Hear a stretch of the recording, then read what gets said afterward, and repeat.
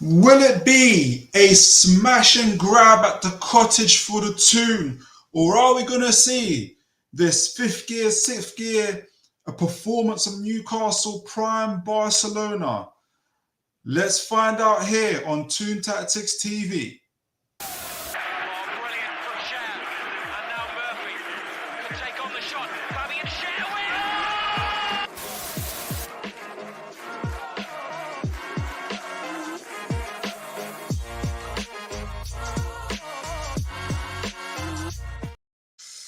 Right, hello and good evening, folks. I hope you are all in good spirits and fine fettle.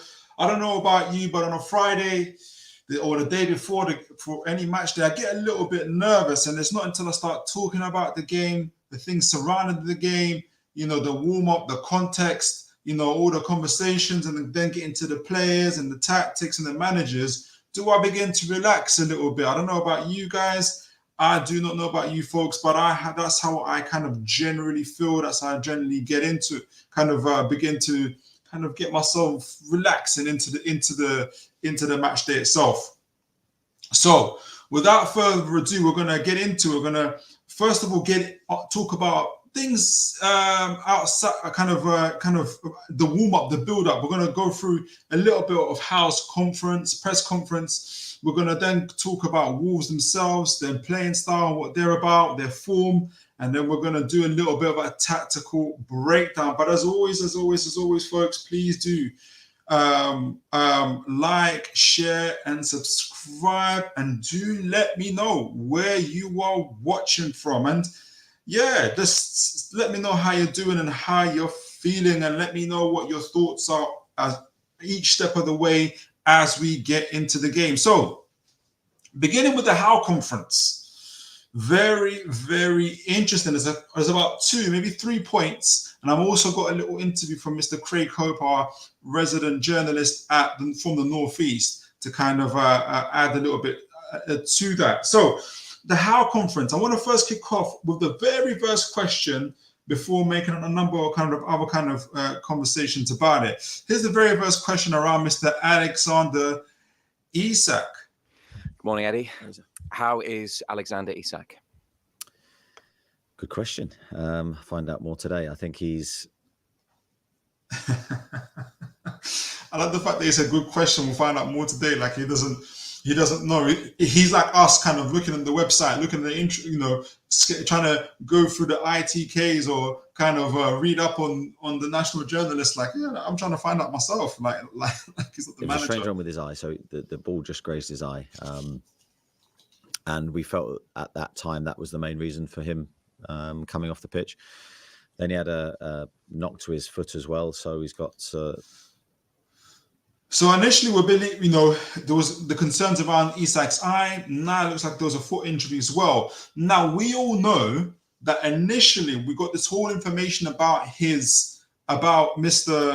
Isak's foot injury from the journalist Craig Hope.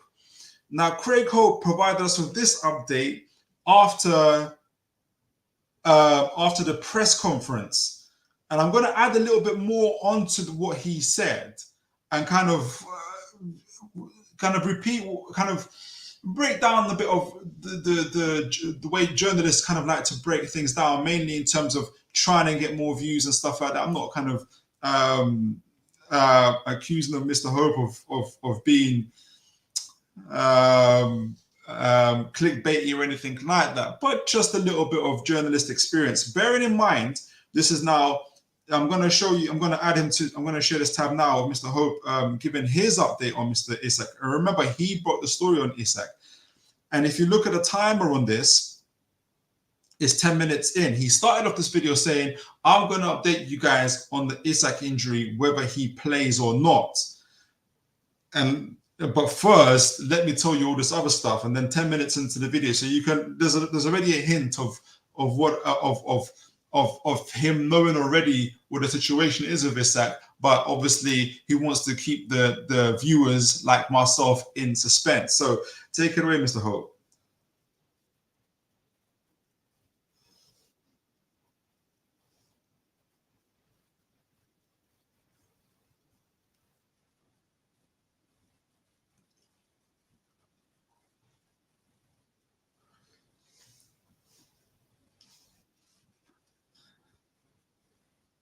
So,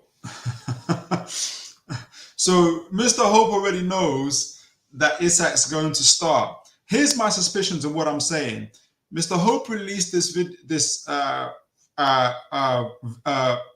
article yesterday night in regards to Isak's injury, saying, "Hey, there's a doubt whether Isak's going to play. We're going to essentially find out later on."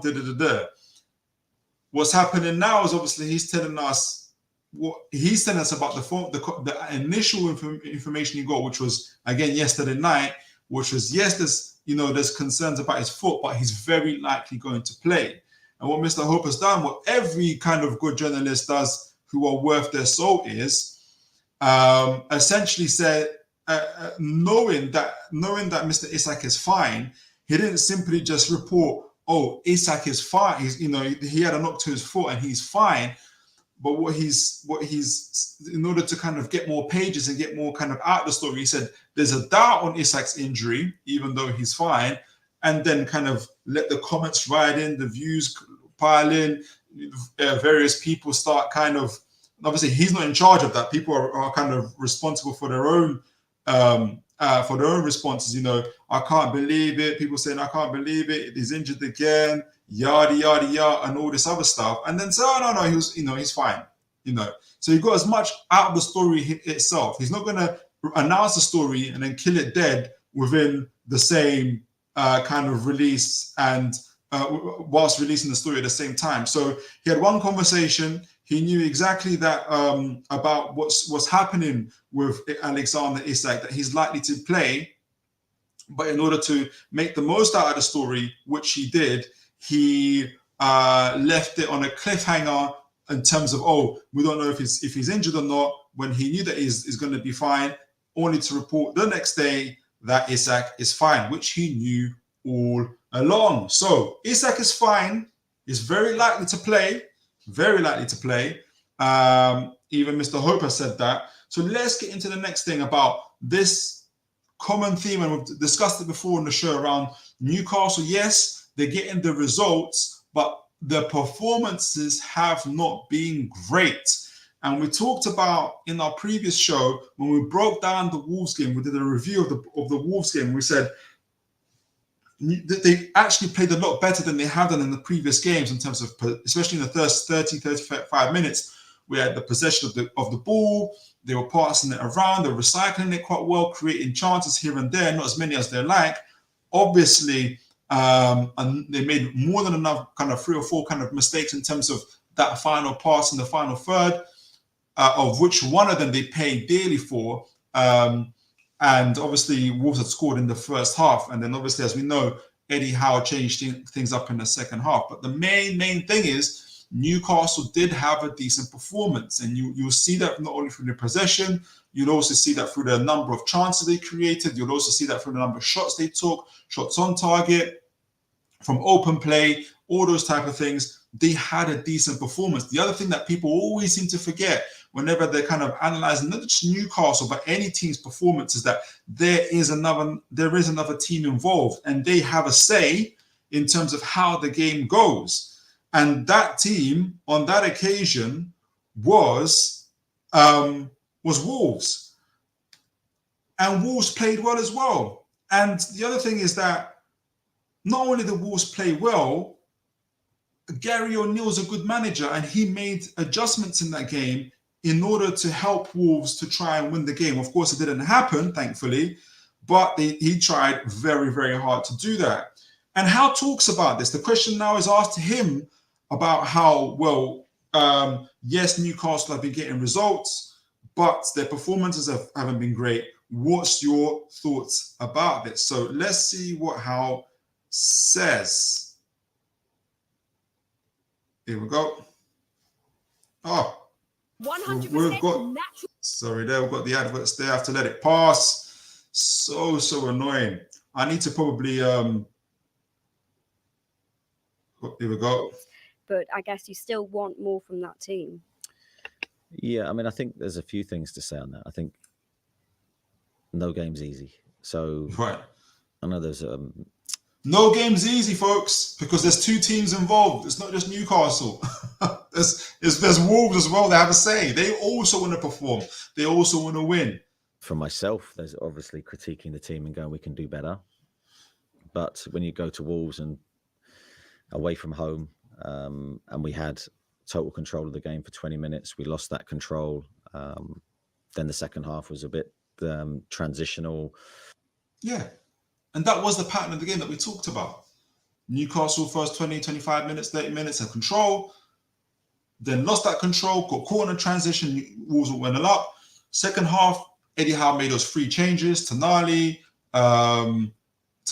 Willock, and I always forget the third person that came on and made a difference to the game. Barnes came on, obviously, the scorer, all made a difference. We managed to find a way to it. That's something we didn't do last year away from home. So I'm more than happy to take those types of wins, because you're never going to dominate your opponent. Well, of course, that's your wish, but it's difficult to dominate your opponent for the whole game, especially away. So sometimes you have to accept the game's not going to be totally controlled, but you need to do well in the big moments, and that's what we've done. And that's the key takeaway. And I feel like when people are making those, including myself, and like I said, when I watch the game as a fan, initially I'm full of emotion. And that's why I kind of stop myself from giving reviews straight away, whether it's a shorts video, whether it's a review, a match review, like instant match review, 5 minutes of the game where you're high on emotions, whether you're angry or really happy or whatever. I don't think you always give them as concise. You can't give them. I don't think I give the most concise or the most accurate kind of reviews of the game. I had to wait, watch and review it. And it's true. Look, you have to accept that you're not going to be dominant. You're not going to be on top every part of the game. There is another team involved. However, in the key moments that are needed in this, Newcastle, not only in Wolves game, but in many others, Southampton, Bournemouth, all those other games, Tottenham, Newcastle took their moments, whereas the other teams didn't. And that's what Newcastle have been doing really, really well. And I know the players have been kind of really going on about it. Yes, we've got to play better. Yes, we've got to play better. Yes, we've got to do this. Shaw's been saying it. Barnes has been saying it. So they're not oblivious to it. It doesn't mean what we're saying, oh, they're not going to improve. But you don't want to egg that point, overplay that point. Newcastle are taking their moments. They are scoring the goals when it matters. They are taking advantage, and they're rightly so. They are where they are in terms of the position in the league and the points that they've got. The next part and the last part I wanted to mention was in this part of the interview, which is interesting as well, was that the reporters are talking about. They initially started talking about Longstaff and his contract situation. Obviously, Longstaff is his contract, like 10 other players, is going to run out this June or next year, June coming. So he's in the final year of his contract, like many others. And the question is posed to him, essentially what kind of impact do these kind of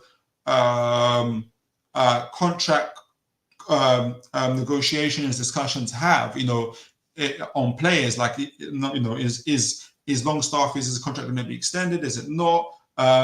Like many other players, what sort of impact does it have on the player and others? Now, Howe's response sort of surprised me for different reasons. Let's see what he says, and let me know what you guys think about his response about that. It's not that he wasn't unreasonable. It's just a bit different from what I kind of expected. Was getting to a delicate time. Losing players to free transfers is not something that we want to be fighting, really, as a football club, for many different reasons. And probably the biggest is it's a distraction for the players. I don't think, in my experience, players tend to play well when they start running their contract down into that last year. It's a very uncertain time for them. So I think we want the players at their best. We want to protect the asset value of the individual player as well. And to replace any player that's in and around our squad is going to cost us a lot of money. So we've got to be very careful with those decisions. Yeah. So I thought, even though Howe mentioned players tend to play better in the final year of contract, obviously they want to keep their jobs, or they want to stay at the club and things of that nature. which makes sense. But what surprised me is obviously is a little bit that he kind of spoke more about the players, as assets too, and you don't want to lose it to a free transfer. You don't, you want to be able to get a value for that player. It does create that kind of uncertainty. Why that surprises me is that I have always got this picture of Howe as being very protective and kind of and he is kind of on his plate. So I would have thought he said, yeah, Longstaff has been incredible for me. I think he deserves a new contract. I think we should be working on that as, many others. That's maybe the kind of picture I had. Whereas he gave almost like what I feel was a Paul Mitchell answer, which is we've got to protect our asset. And we've got to make sure that we kind of reduce the uncertainty so it doesn't have that kind of impact on the pitch. So it's a very kind of a practical answer, very kind of this is our asset. We've got to protect our asset sort of answer, where I thought it would be more kind of player based and player orientated. So a lot of things coming into this game. Obviously, the journalists asked the same questions around, and it makes sense around his relationship with Paul Mitchell. Have you talked to Paul Mitchell? Is the club united? Are you planning to stay? Of which, essentially he said, yes, of course I'm planning to stay. I want to stay. The other thing is that he hasn't spoken to Paul Mitchell, but he's talking to the board. It is what it is. Like, he's not making an overly dramatic thing about it. But obviously, we saw the Craig Hope interview earlier. Craig Hope does make the point of, you want the club to be united in every part of the pitch. Every part of the club. If there is tension, there is kind of lingering conflict, it's kind of a concern, because that could obviously have an impact on various aspects of the club, especially on the pitch. The impact it's having so far, though, and this is again from Craig Hope, is that the players are rallying behind Howe, and you can see the kind of that through the effort and the work they're putting in on the pitch. So for me, in my point of view, he said he's speaking to the board. I like the fact that James Bunce, for instance, was in the changing room after they won their game against Fulham. I'm not going to say I don't see an issue. I can see there is issues or whatnot. I just think it hopefully will resolve itself out. I think there's clear want from Howe to stay at the club, Paul Mitchell to get on with his transfer window and kind of show that his transfer strategy in the context of PSR, which people keep on not mentioning, is going to work. So it's going to take time. It's going to take some work. So let's get on with it. Moving forward now into the game itself. So Newcastle obviously continue their unbeaten run. They're currently third in the league. Let's kind of see where is Fulham at? What is happening with Fulham? Now, let me go to where do I want to go to? Where did I want to go to? So I want to go to this article from, I think it's from Fulhamish. Big up to Fulhamish, guys. This is written by Alex McKenzie, and this is their kind of review of the game. And essentially, I'm not going to read it all, but I do advise people to have a read of it. It's very well written. It's good to get their fans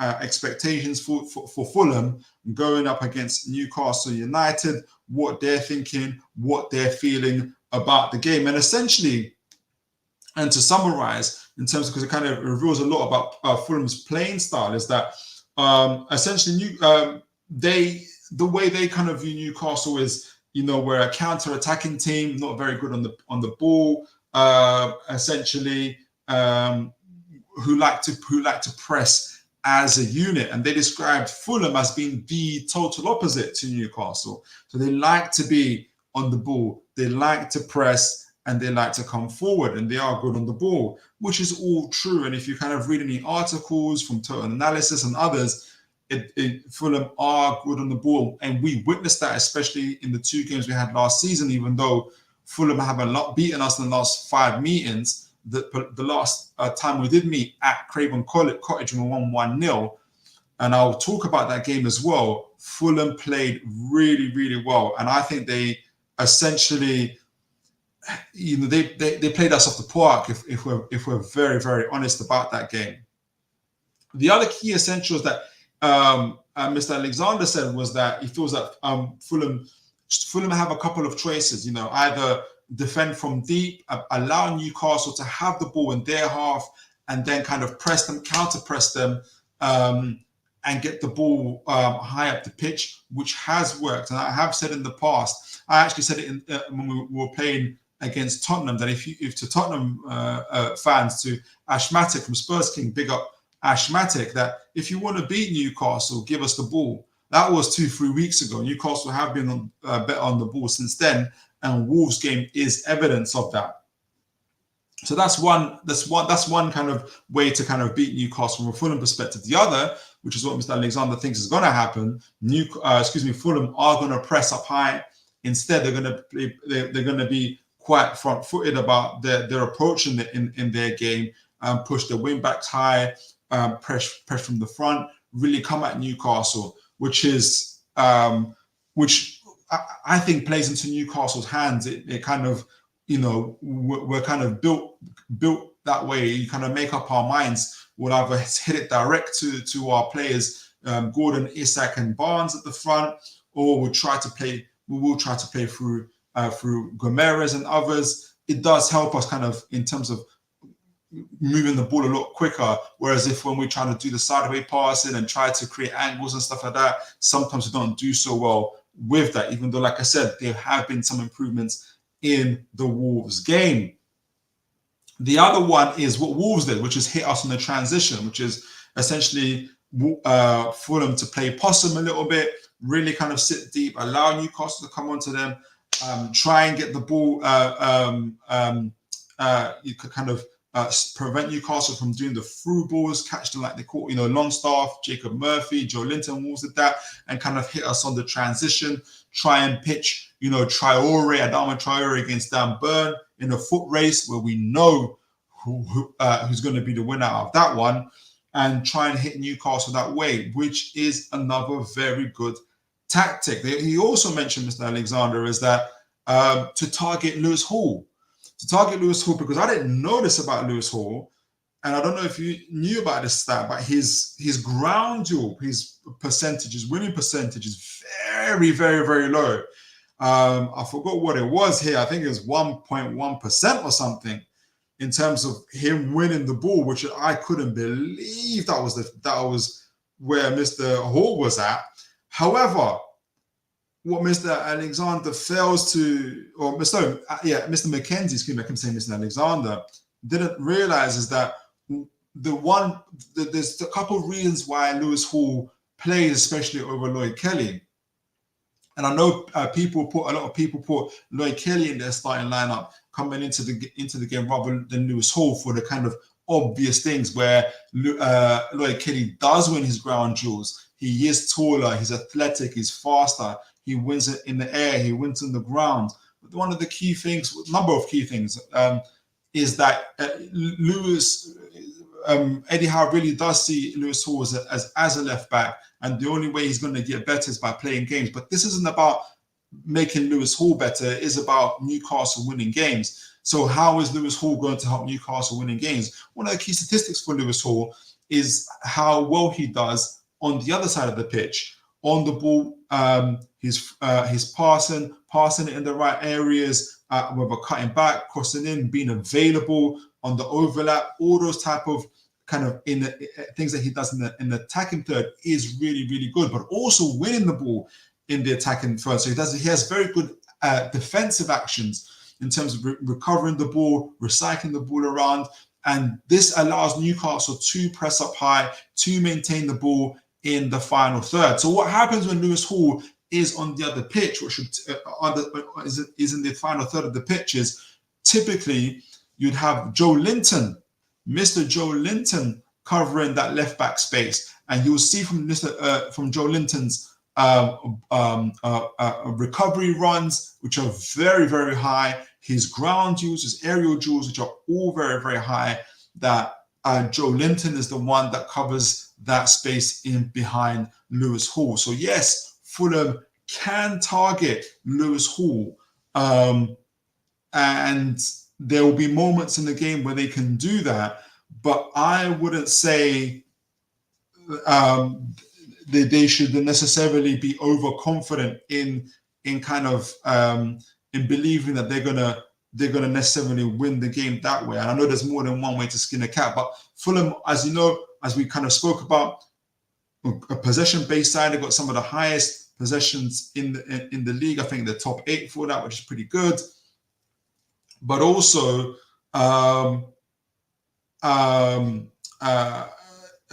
they're playing. They are generally playing good football. And when we played them last time at Craven Cottage, like I said, they've sort of played us off the park. So what makes Fulham so good on the ball in terms of especially their attacking play? Well, we talked. This is an article from who is it from? I forgot. This is one of my main articles that I read. Total Football Analysis. Excuse me, TFA. Total Football Analysis. And I know that this is information from last year, but it's talking about how essentially Fulham. This is from Alexander Hunt. How Fulham from last year subtly changed their style of football after Mitrovic left, and what makes Fulham so good in terms of going forward, especially, is their fluidity in attack, and they achieved this by especially creating triangles on the sides of the pitch. Here you see Winks, you see Castagna, and you see Reed, for instance. So Reed he's typically a defensive midfielder. Fills in for Castagna, who's pushed up forward. Reed has taken that place behind him, and you see Castagna making that run there. So what helps Fulham a lot is the way they rotate players. They're very fluid. One player leaves their position, another player fills in that position, and they create kind of a space on the other side of the pitch. So they allow them to progress the ball forward. And if anybody watched the Fulham versus Man United game, especially last season when they won 3-0, this is what they did constantly to Man United, creating these triangles which allow them to push forward. I think this is this is Muniz, who at the time was playing as a centre forward, would drop into the midfield, pick up the ball. Pereira would push up. He'd pass on the ball to Pereira. I forgot who this gentleman is there that pushes forward. I don't think it's Jimenez. I forgot the gentleman's name. Or it's Lukic, who then takes up Muniz's position. And it allows that triangle to push forward and allows them to progress their attack. And again, you guys should remember, especially from last year, and I keep on talking about last year because I think Fulham were very, very impressive in terms of what they did. And had they been more clinical on the other side of the pitch, they would have won the game. However, they weren't clinical on the side of the pitch, but they have really good players. And so this is Fulham Newcastle last year when we played them at Craven Cottage, or last football season. And these are the things that obviously things have moved on a little bit since then. There's different personnel or whatnot, but there is a common theme in terms of how Fulham play, and what changes Newcastle can make going into this game. Now, of course, you've got Muniz, we talked about, who isn't playing at the moment. It's Jimenez that will be playing probably. Willian's obviously moved on.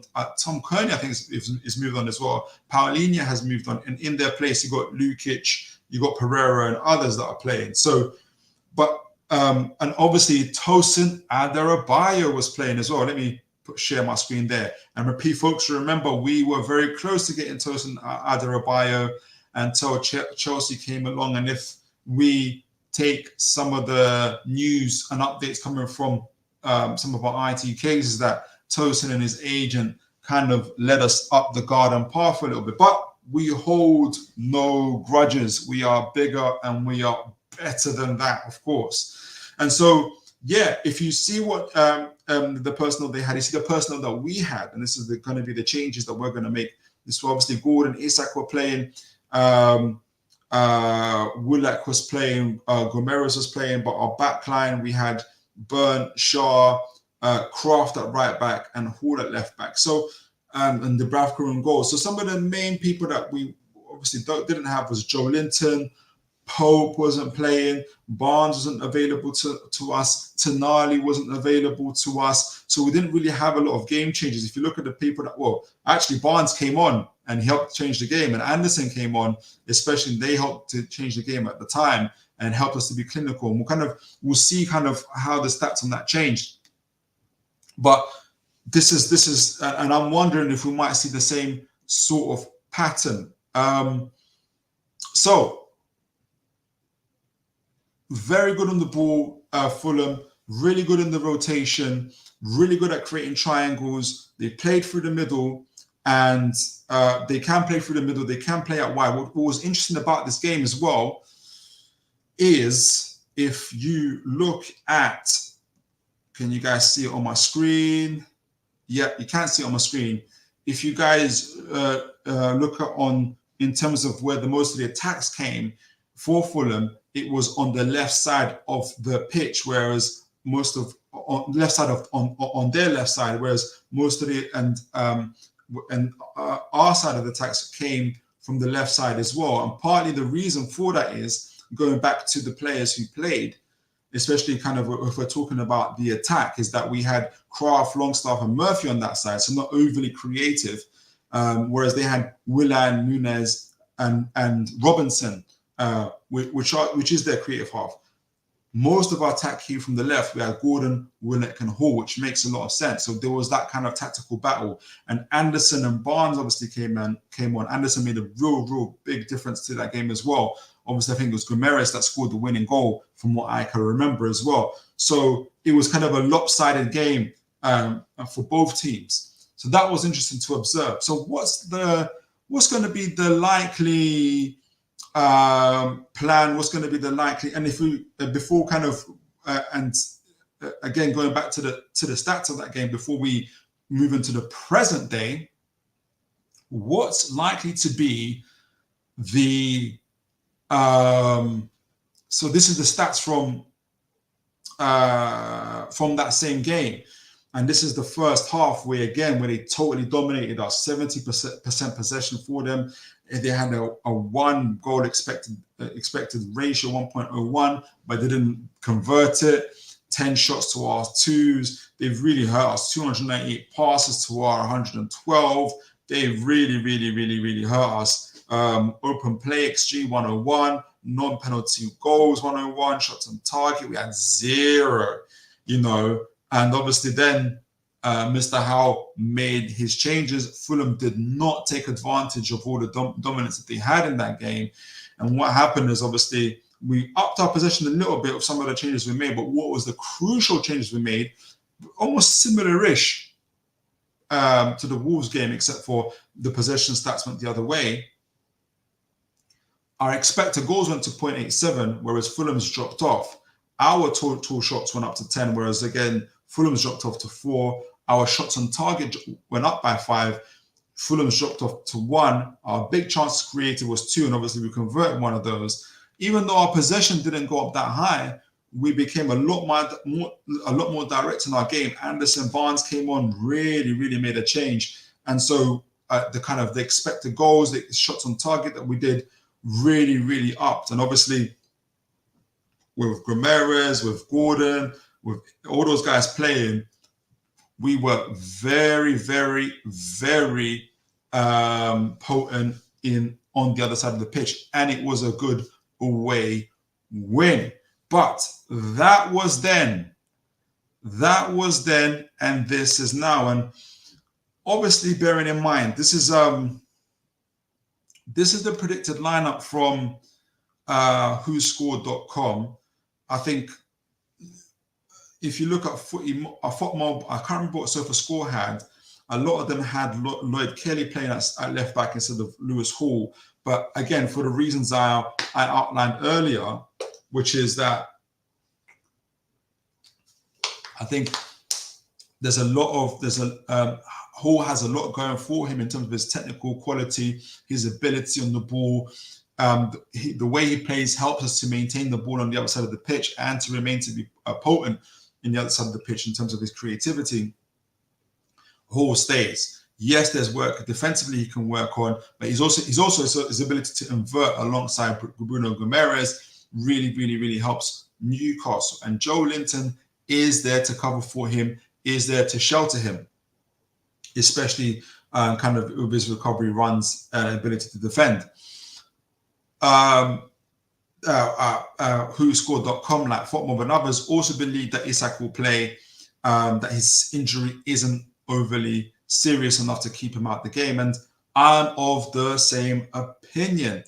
WhoScored.com also believe, and like the other ones, that Tonali will probably come on for Longstaff and that Barnes will play instead of Murphy. Our back line remains unchanged, and obviously Pope stays. And obviously there's been some change, a lot of change in the personnel for Fulham. They had a decent transfer window, to be fair to them. They take up a 4-2-3-1 possession formation, and we'll kind of talk about the advantages of it. Obviously they've got Jimenez, he scored in their game against West Ham.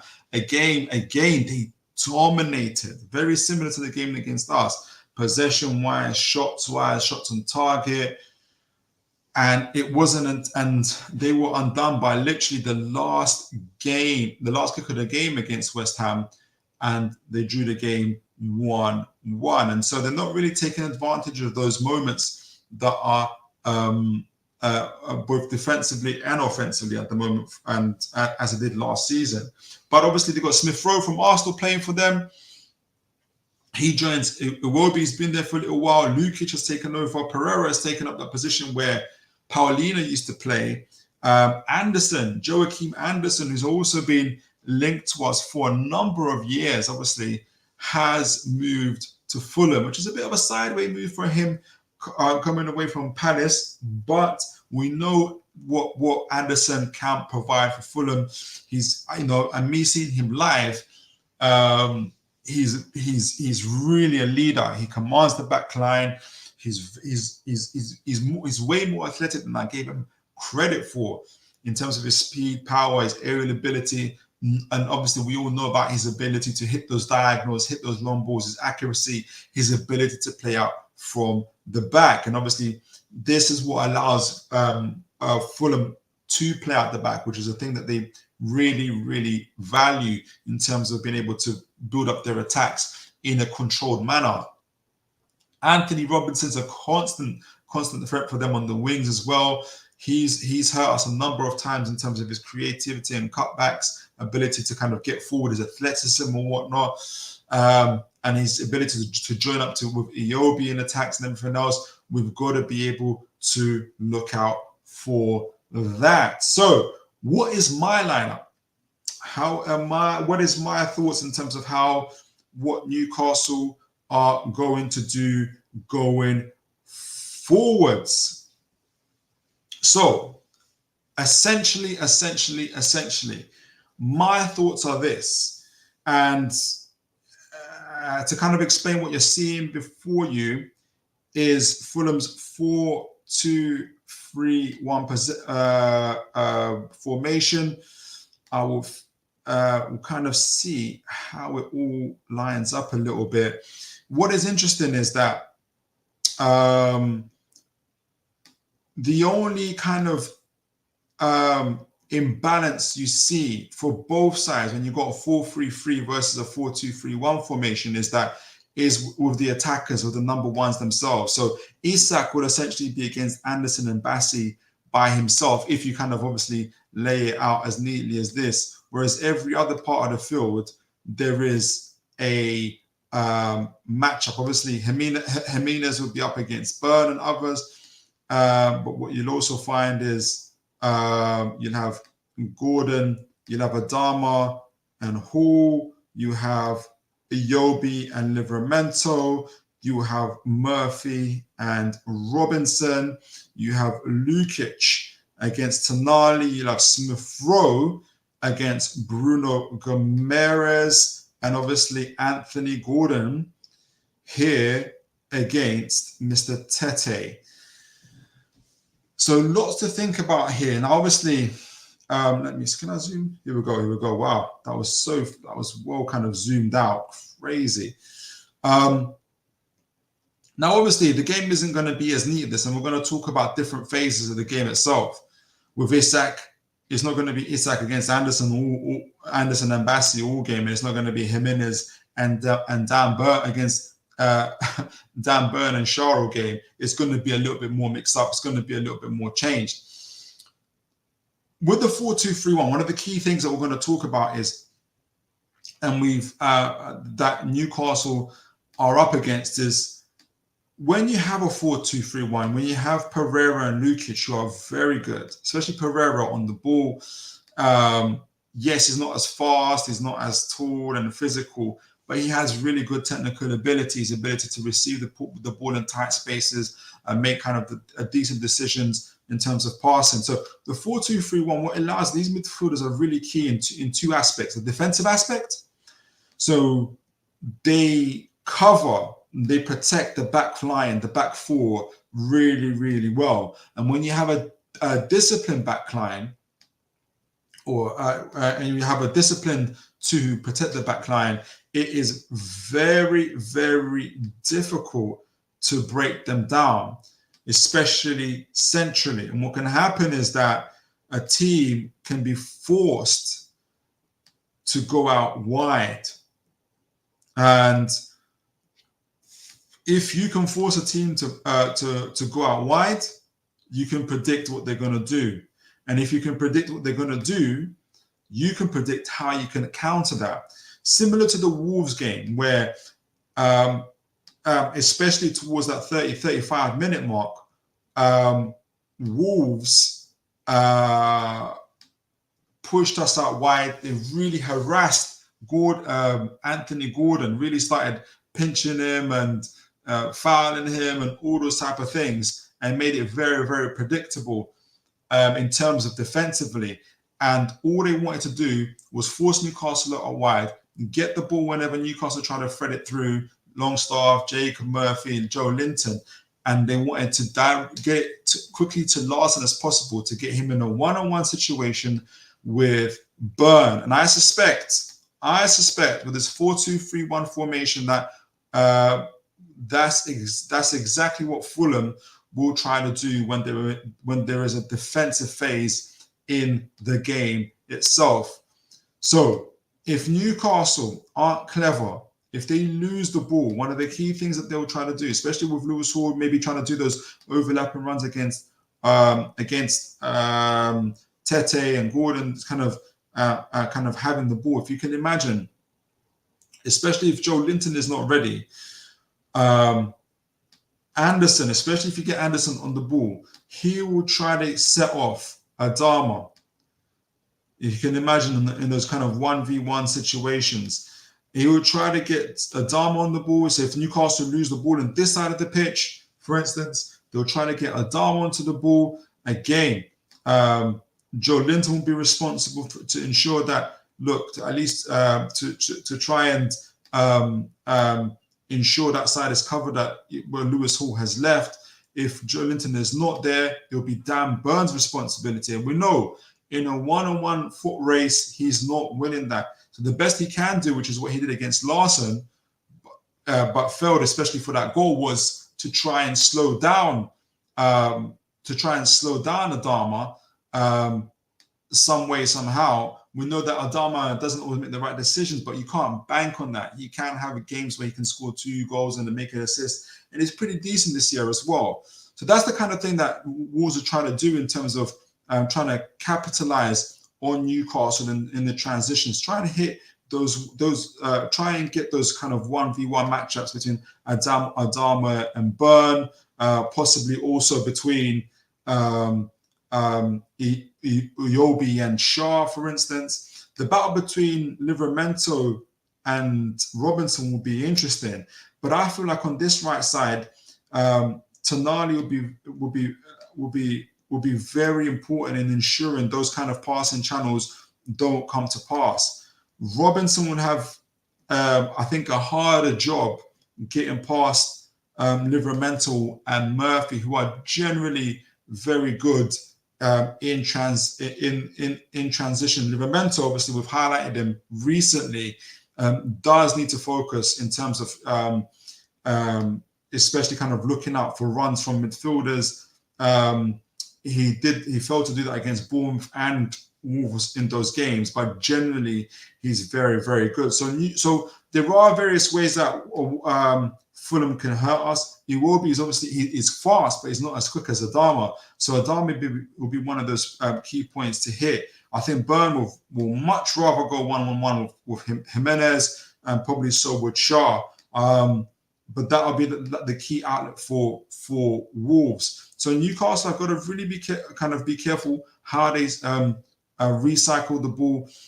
Who we noted from the previous game against Wolves, and this is where my kind of concern was around this, the chemistry with Gordon and Joelinton. And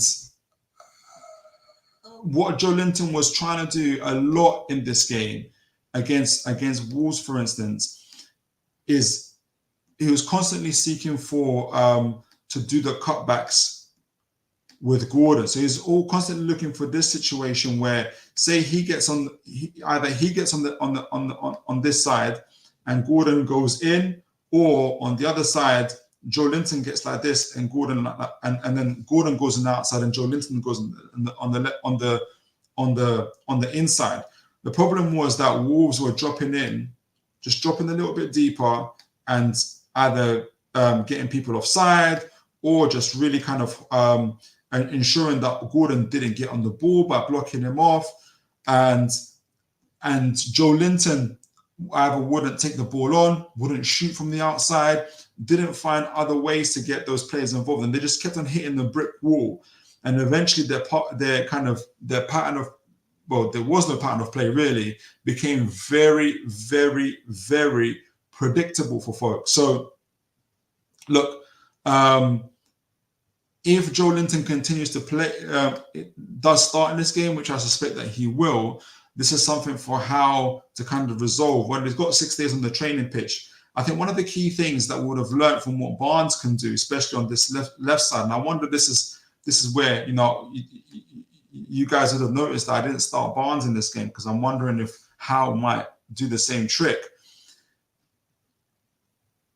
If he starts without Barnes and without Tonali, which I suspect that he might, and I know that folks will be thinking, why would he do that? Didn't you see how great the second half was? I think one of the key reasons why Howe might start like that is he's thinking about the whole game, the full 90 minutes, not just the 45. And if you've got game changes to put on in the second half or any stage of the game, that is always a key thing.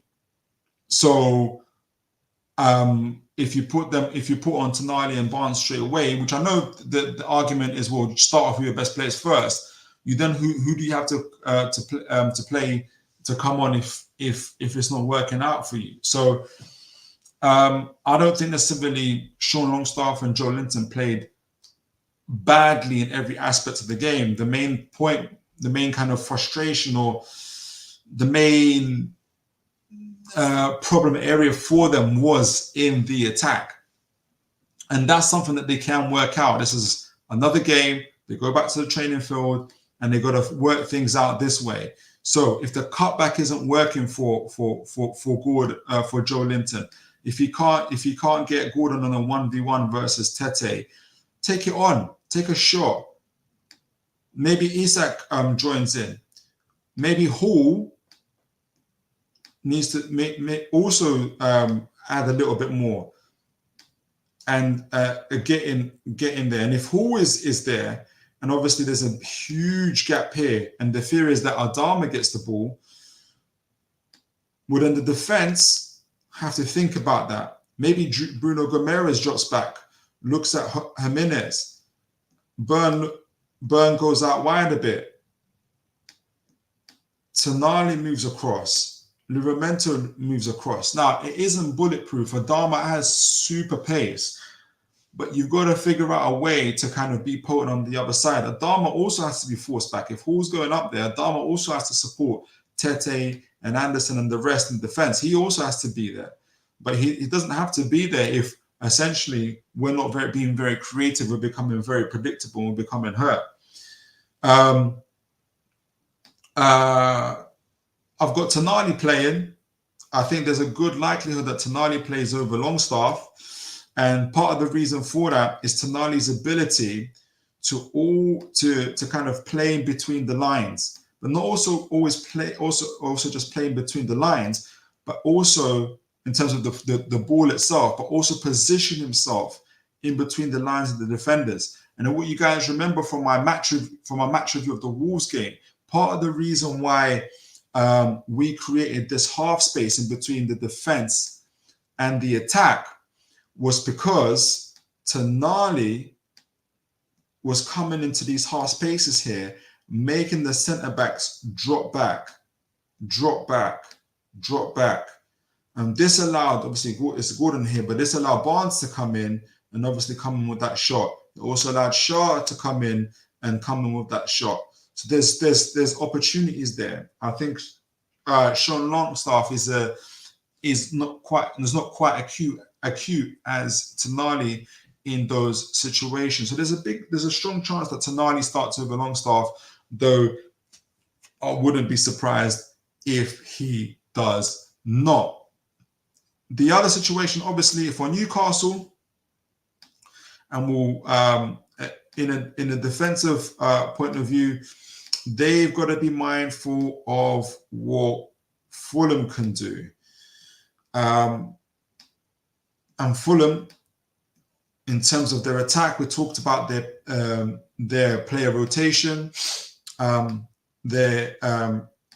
which really allows them to have that fluidity in attack. They can really hurt teams. They have hurt teams. They've been doing it at home. They've been doing it away. So you can't underestimate them whatsoever. Let's get these guys back. Joelinton, Bruno, Tonali, Murphy. Robinson's going to be very key here. They've got ball-playing centre-backs in Anderson and Bassi as well, where they feel very confident in terms of kind of pushing themselves as high up the pitch as possible. So this is where they can really hurt Newcastle. Will push them up a little bit there, but Newcastle also have the opportunity to hurt them. So when you get that 4-2-3-1 attack going on, Iwobi he can be very creative, though not always incisive. Is he has the ability to either go on the inside, and you got Robinson doing the kind of the overlapping rams, which Livermore will have to watch, or he hangs back. He allows Robinson to come in, and he plays the 1-2s. These are the kind of the creative situations they have. The other things that Fulham kind of mentioned again around the rotation, if we even go to the other side, Pereira, Tete, Adama.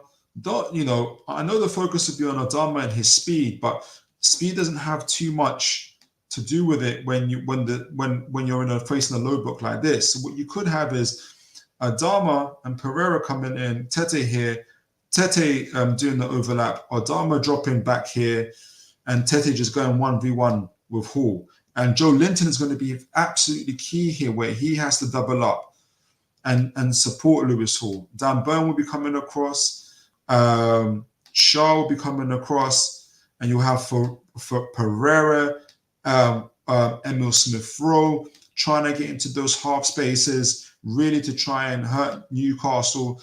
Tete will be trying to get those cutbacks in, and Newcastle have to be aware of that. Very similar on the other side, you have Anthony Robinson doing the same thing as we showed. And so Newcastle have to be defensively very good. However, if Fulham mess up their attacks, we can hurt them too, especially in transition. And with Shaw back, we've got obviously he did this more in the second half, especially kind of those diagonals and hitting the ball into the half spaces.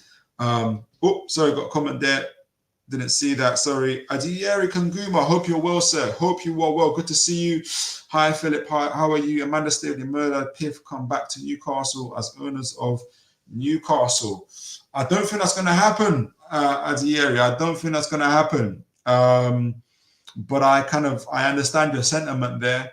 I don't think that's going to happen. And we're going to do a little bit more of a show on that in terms of where Amanda and Murdered are, because obviously there's been some news reports around rumors around their, well, not even rumors, there've been actual court hearings and around that in terms of their financial situation. So I don't think they're going to come back to Newcastle at all. So, but thank you for your comment, sir. Thank you for your comment. Keep them coming in. Fulham also, we can also hit Fulham on the attack as well with Gordon, Isak, and look, I know Bassey's got a bit of pace, or he's got a lot of pace, to be honest. But one of the key things that Newcastle will be trying to do is get Isak and Anderson on a one-on-one, maybe even Gordon joining in that. And Newcastle, especially without the ball, have been doing a lot of 4-4-2. So you'll have Gordon and Isak really kind of coming against Bassey and Anderson. And with Tonali on the ball, and Bruno Gomes, you've got players of technical ability to really hurt.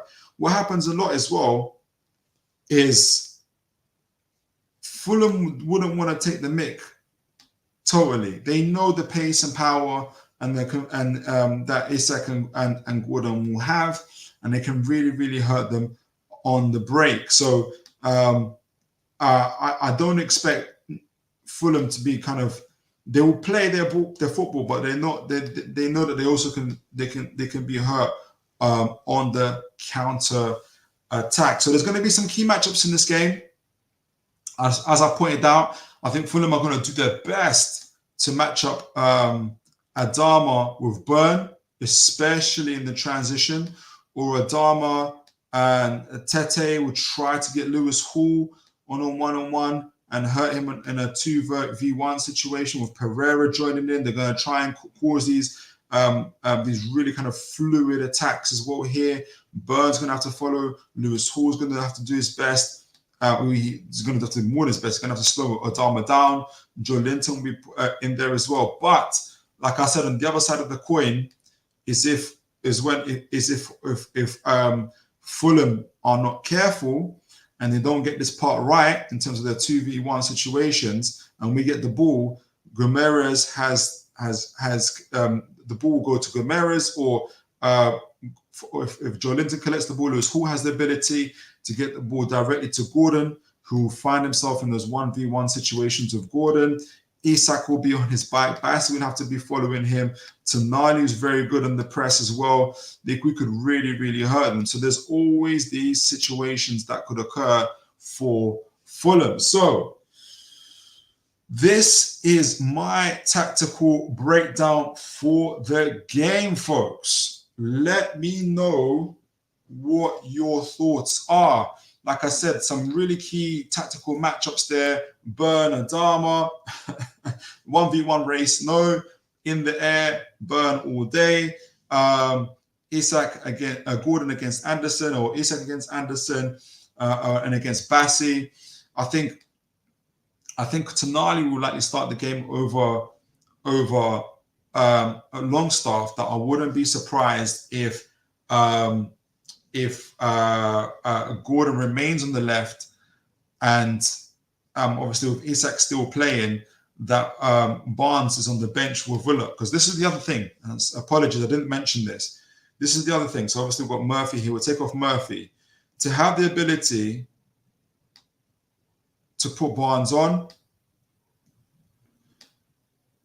to put Willock on, and take off, I don't know, maybe Tonali, maybe he's fledging a little bit, he's a bit tired, gives Newcastle another dimension in the game.